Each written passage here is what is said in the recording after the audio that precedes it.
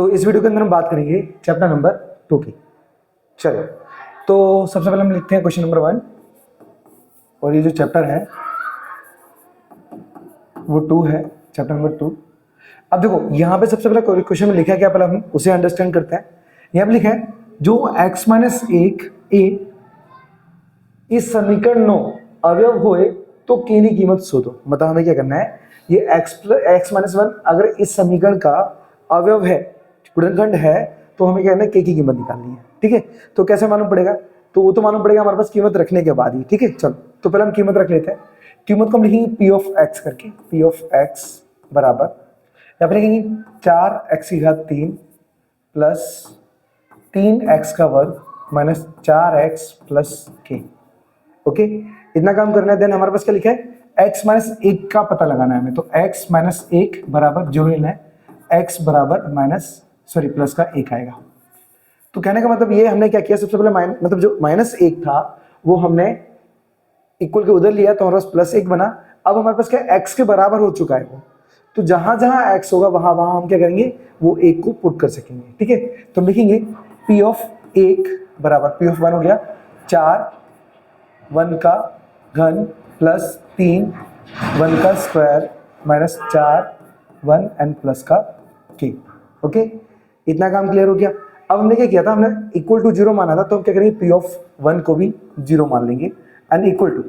अब देखो जो 1 का घन होता है ना हमारे पास, वो होता है 1 और 1 का 4 से गुणा करने पर आएगा 4 प्लस 1 का वर्ग कितना है 1 और 1 का अगर मैं 3 से गुणा करूंगा तो आएगा 3, फिर माइनस 4 1 का 4 प्लस का k आ जाएगा। ओके, अब हमारे पास जो भी संख्या ना, देखो ये 4 से ये 4 कट जाएगा और ये जो 3 प्लस का है इक्वल को उधर जाएगा तो माइनस का 3 हो जाएगा और इक्वल टू आएगा k।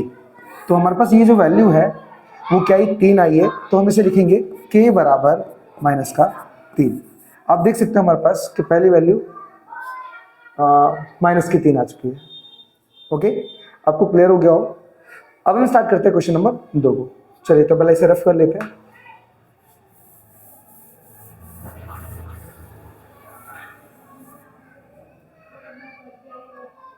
दूसरा, अब क्वेश्चन नंबर 2 में क्या बोला हमारे पास, यहाँ पे बोला है कि नीचे आपेल दरेक बहुपदीनु शून्य शोधो। हमें शून्य कैसे निकालना है, हमें बराबर 0 रख लेना है इस संख्या को। तो हम लिखेंगे p ऑफ t बराबर पाई t प्लस का 7। ठीक है, तो हम क्या करेंगे, यहाँ पे इक्वल टू 0 मान लेंगे, तो लिखेंगे हम सॉल्यूशन करते समय पाई t प्लस 7 बराबर आएगा 0। अब हम क्या करेंगे, हम t का मतलब हमारे पास जो क्या है चल है, चल। ठीक है, चल बोलते हैं हम गुजराती में, चर बोलते हैं हम हिंदी में, चर। तो हमारे पास क्या जो चल क्या है, t है। तो t का आंसर निकालेंगे कैसे, कि जो भी प्लस माइनस की संख्या होती है ना साथ में, पहले हम उसे हटाते हैं। तो लिखेंगे हम क्या, पाई t बराबर माइनस का 7। ओके, अब t की कीमत चाहिए तो पाई कहाँ है, गुणे में है t के, तो t की कीमत चाहिए तो हम क्या करेंगे, पाई को बटे में ले जाएंगे, क्योंकि गुणे वाली चीज जाती है हमारे पास बटे में। तो हम लिखेंगे क्या, t बराबर माइनस का 7 बटे पाई, जो कि इस क्वेश्चन का आंसर बनेगा। -7 बटे पाई, चेक करो आप, -7 बटे पाई करेक्ट आंसर है। ओके, अब बात करते हैं हम दूसरे की। ये हमारे पास दूसरे का दूसरा सवाल है, ये हमारा फर्स्ट था और ये दूसरा है।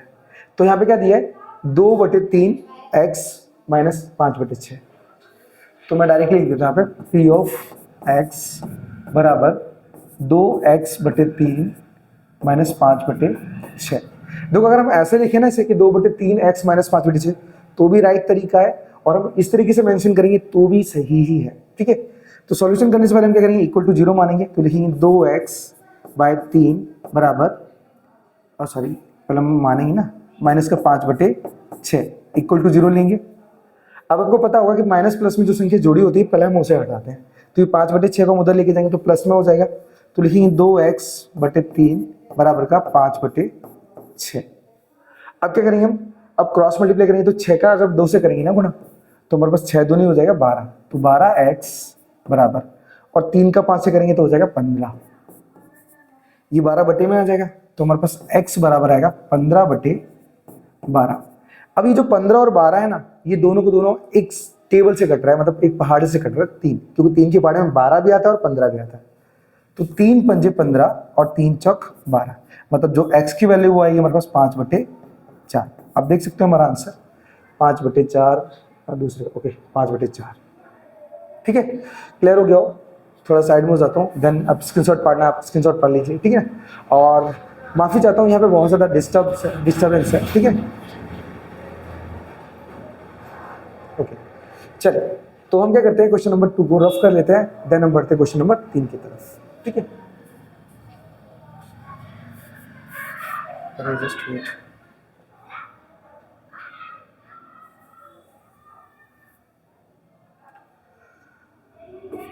तीसरा, तो हमारा जो फर्स्ट एंड सेकंड दोनों हो गया है। अब तीसरे में क्या बोला हमारे पास, उसे समझ लेते हैं। यहाँ पे लिखा है बहुपदी p ऑफ x बराबर, कीमत दी गई है माटे p ऑफ 1 और p ऑफ -2 सो दो। हमें क्या करना है, p ऑफ 1 रखना है और p ऑफ -2 रखना है और निकालना इनका आंसर जो क्या आता है। ठीक है ना, तो सबसे पहले हम क्वेश्चन लिखेंगे हम यहाँ पे क्या, p ऑफ x बराबर 10x माइनस 4x² माइनस 3। अब सबसे पहले हमें क्या करना है, हमें लिखना है p ऑफ 1। तो हम क्या करते हैं, यहाँ पे पहला मान लेते हैं इसे, और कीमत क्या रखनी है हमें, p ऑफ 1। तो लिखेंगे p ऑफ 1। अब p ऑफ 1 का मतलब क्या हुआ, जहां पे हमारा x था वहां पे हमें 1 रखा, तो हर जगह हम 1 पुट करेंगे। तो लिखेंगे 10 यहाँ पे ब्रैकेट में 1 माइनस 4 1 का वर्ग माइनस 3 बराबर।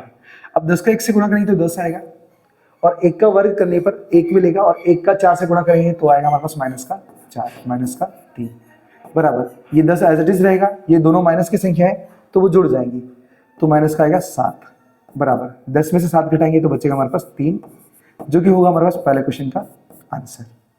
ओके, अब इसी तरीके से हम क्या करेंगे, तीसरे का दूसरा निकालेंगे, मतलब -2 रखेंगे। चलो तो दूसरा निकालते हैं, तो लिखेंगे हम p ऑफ -2, कीमत तो ऊपर लिखी, तो लिखेंगे 10 माइनस का 2 -4 -2 का वर्ग -3 बराबर। मैं इसे अंडरलाइन मतलब ब्रैकेट कर दे रहा हूँ, सॉरी इसे अंडरलाइन कर दे रहा हूँ बिकॉज क्या ये पोर्शन अलग है नीचे वाला।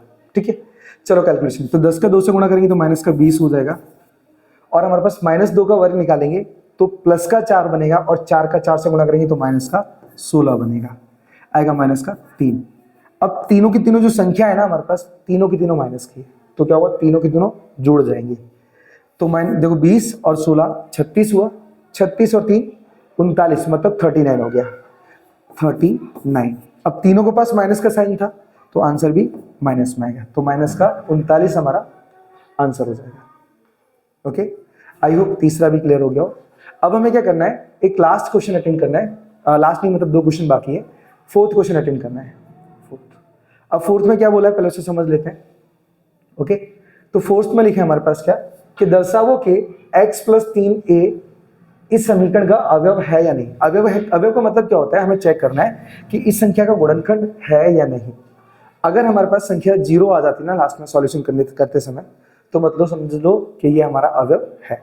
ठीक है, आई होप ये जो तीसरा वाला क्वेश्चन वो अच्छे से आ गया हो। हम क्या करते हैं, क्वेश्चन नंबर 4 को अटेंड करते हैं। ठीक है, चलिए मैं सिर्फ कर लेता हूँ।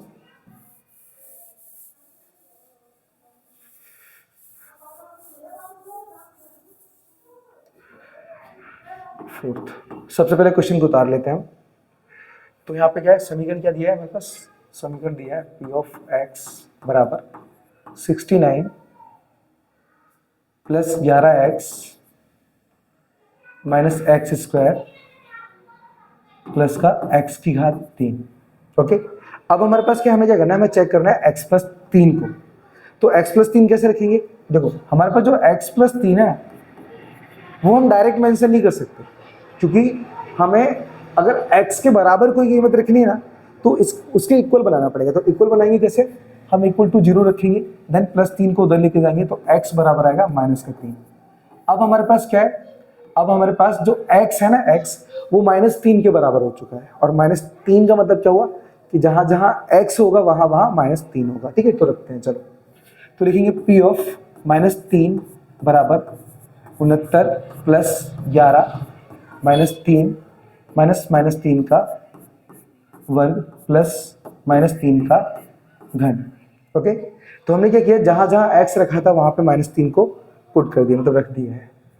तो अब क्या करेंगे, -3 को सॉल्व करेंगे, तो P ऑफ -3 बराबर 69। अब देखो ये प्लस और ये माइनस, माइनस हो जाएगा 11 3 33।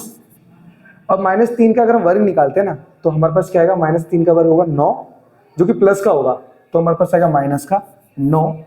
और -3 का घन निकालेंगे ना तो आएगा माइनस का 27, तो प्लस माइनस माइनस का 27 हो जाएगा। ठीक है, साइन में कंफ्यूज मत होना, याद रखना, ठीक है ना। और जो घात का मतलब क्या होता है कि जितनी घात हो उतनी बार गुणा करना होता है हमें किसी भी संख्या का, ठीक है, याद रख लेना। चलो तो अब आगे कैलकुलेशन करते हैं। तो P ऑफ -3 बराबर, अब यहां पे देखोगे हमारे पास 33, 9 और 27, ये तीनों संख्याएं किस प्रकार की हैं, तीनों संख्या हमारे पास माइनस में, तो इन माइनस को हम जोड़ सकते हैं इन सभी संख्याओं को, और 69 हम ऐसे कैसे लिख देते हैं 69। चलो जोड़ते हैं, तो 7 और 9 16, 16 और 3 हो जाएगा हमारे पास क्या 9, 16 और 3 19 हो जाएगा 19। हासिल कितनी आई 1। अब दूसरा नंबर, तो 2 और 1 3 हो गया, तो 3 और 3 को जोड़ेंगे तो हो जाएगा हमारे पास 6। तीनों संख्या माइनस की थी तो आंसर माइनस में होगा। अब क्या करेंगे, जब 69 से 69 घटाएंगे तो आंसर आएगा हमारा 0। तो मैंने आपको समझाया था कि कैलकुलेशन करते समय हमारा जो आंसर आता है वो 0 आता है ना, तो समझ लो कि जो संख्या दी गई है वो इस संख्या का अवयव है। ठीक है, तो अब लिखेंगे हम क्या कि x + 3 इस समीकरण का अवयव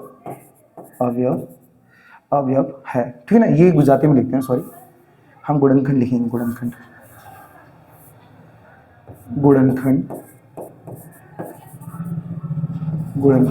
ठीक है, गुजराती में अवयव लिखते हैं, मैं यहाँ पे अवयव यहाँ पे डाल देता हूँ,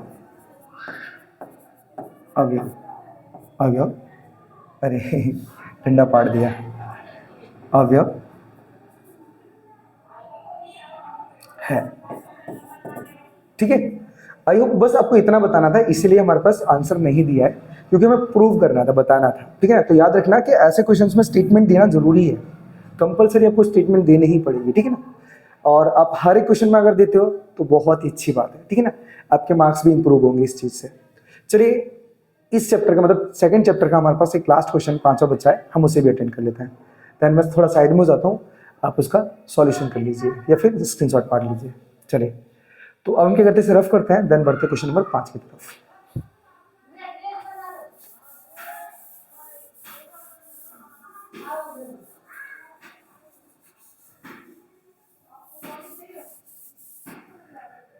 तो तीसरा भी होगा और चौथा भी हो गया। अब बात करेंगे 5वें क्वेश्चन की। तो अब लिखा है एम नी कई कीमत माटे, ये जो समीकरण दिया है वो x + b बड़े भागी सखाए। ठीक है ना, तो हमें क्या करना है, यहाँ पे कुछ नहीं करना है, जो समीकरण दिया है उसमें हम x + 2 को रखेंगे, x + 2 को रखेंगे और हमारी कीमत डायरेक्ट निकल आएगी। ठीक है ना, तो सबसे पहले हम समीकरण रखेंगे 5वें का।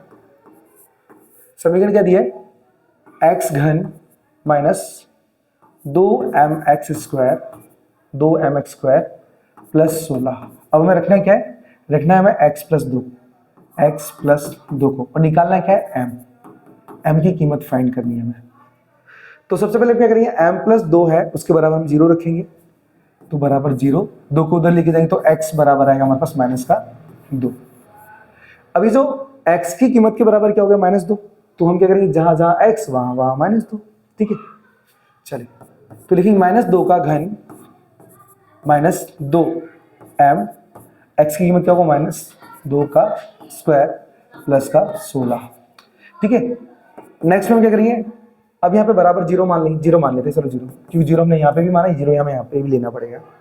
अब -2 का घन निकालेंगे तो -27 आ जाएगा, -27। अब -2 का वर्ग निकालने पर हमारे पास क्या होगा, +4 आएगा, और इस 4 का 2 से गुणा होगा तो माइनस का हो जाएगा 8m n + 16।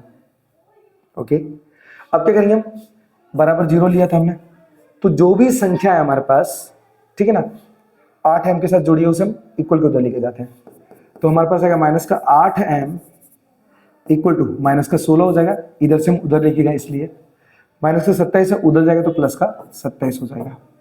अब नेक्स्ट स्टेप में -8m बराबर, इनका कैलकुलेट करेंगे हम, तो हमारे पास क्या हुआ, यहाँ पे जस्ट वेट, कोई मिस्टेक्स तो नहीं है। -3 का, अरे सॉरी, एक छोटी सी मिस्टेक हो गई है, हमने -2 का घन किया ना, 27 रख दिया गलती से। मैं इसे वापस एक बार कर देता हूँ, छोटी सी मिस्टेक हो गई। चलिए, तो -2 का घन होगा हमारे पास माइनस का 8 माइनस, अब देखो -2 का वर्ग 4 और इस 4 का 2 से गुणा हो जाएगा तो आ गया हमारे पास 8m n प्लस का 16 बराबर 0। अब नेक्स्ट स्टेप में क्या करेंगे हम, ये जो 16 और 8 इन दोनों को हम इक्वल के उधर लेके जाएंगे तो हो जाएगा माइनस का 8m बराबर 16 उधर ले जाएंगे तो हमारे पास क्या होगा माइनस का 16 और 8 को लेके जाएंगे तो हो जाएगा प्लस का 8। जो चीज़ माइनस की थी वो प्लस की हो जाएगी, उधर जाके प्लस की होगी तो माइनस की हो जाएगी।